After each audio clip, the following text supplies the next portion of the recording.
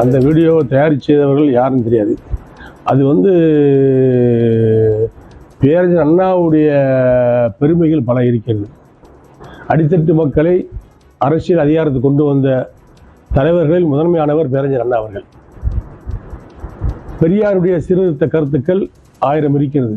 அதில் பல இடங்களில் பல நேரங்களில் சில பேர்களுக்கு பிடிக்காத கருத்துக்களாக இருக்கலாம், பல பேருக்கு பிடித்த கருத்துக்களாக இருக்கலாம். அதுபோல் அண்ணாவுடைய பேச்சும் நடையும் எழுத்தும் செயலும் சிலருடைய மனதை புண்படுத்தியிருக்கலாம். அதனுடைய வெளிப்பாடாக அந்த படம் இருக்கலாம் ஒழிய, அண்ணாவினுடைய பொறுத்த மட்டில் பேரறிஞர் அண்ணாவை பொறுத்தவரை அவர் பேரறிஞர், பெருந்தகை என்ற பொருளுக்கு சொந்தக்காரர். ஆகவே அண்ணாவுடைய திறமைகள் இருந்தது காரணத்தினால, அண்ணா என்ற ஒருவர் பிறந்த காரணத்தினால்தான் சாமானியன், அடித்தட்டு மக்கள், ரிக்ஷா ஓட்டுவர், ஆட்டோ ஓட்டுநர், கைவண்டி இழுப்போர், மூட்டை தூக்குவோர் இவர்களெல்லாம் சட்டமன்ற உறுப்பினராகி அமைச்சராகி கோட்டையில் அமரக்கூடிய ஒரு வாய்ப்புகள் கிடைத்தது. ஒரு நிகழ்ச்சியில் நடக்கின்ற 99% நல்ல நிகழ்வுகளை பற்றி நாம் பேசுவோம். அதில் நடந்த ஒரு நிகழ்வை பற்றி பேசி அதனுடைய ஒட்டுமொத்த அந்த மாநாட்டினுடைய நல்ல கருத்துக்களை எல்லாம் புறக்கணிக்க முடியாது.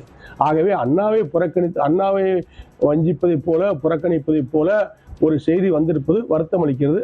அதை தவிர்த்திருக்கலாம். இன்றைய அரசியல் சூழ்நிலைக்கு மறைந்த தலைவர்களை பற்றி நல்ல நிகழ்வுகளை பற்றி பேசுவதுதான் சாலச் சிறந்தது. அவர்களிடத்தில் இருக்கின்ற ஒரு முற்போக்கான ஒரு கொள்கைகளை பற்றி அந்த நேரங்களில் அவர்கள் எடுத்த அந்த முடிவை பற்றி இப்போது விமர்சனம் செய்வது தேவையற்ற ஒரு விவாதத்தை இப்போது உண்டு பண்ணியிருக்கிறது. இது தேவையில்லை.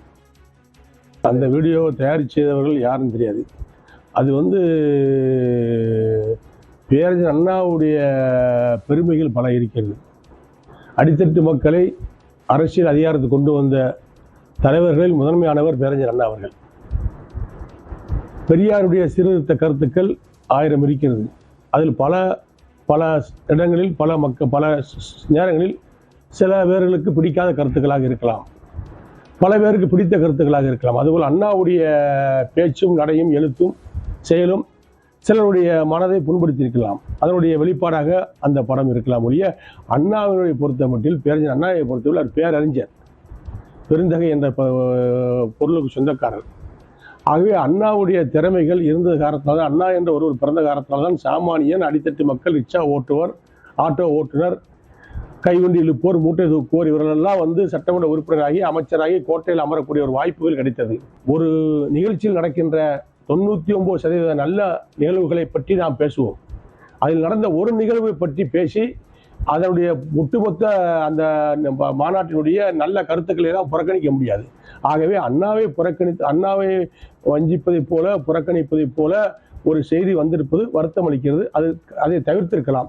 இன்றைய அரசியல் சூழ்நிலைக்கு மறைந்த தலைவர்களை பற்றி நல்ல நிகழ்வுகளை பற்றி பேசுவதுதான் சாலச் சிறந்தது. அவர்களிடத்தில் இருக்கின்ற ஒரு முற்போக்கான ஒரு கொள்கைகளை பற்றி அந்த நேரங்களில் அவர்கள் எடுத்த அந்த முடிவை பற்றி இப்போது விமர்சனம் செய்வது தேவையற்ற ஒரு விவாதத்தை இப்போது உண்டு பண்ணியிருக்கிறது. இது தேவையில்லை. முருகன் மாநாட்டில் அண்ணாவை விமர்சனம் செய்தது வருத்தம் அளிப்பதாக அதிமுக முன்னாள் அமைச்சர் KT ராஜேந்திர பாலாஜி தெரிவித்திருக்கிறார்.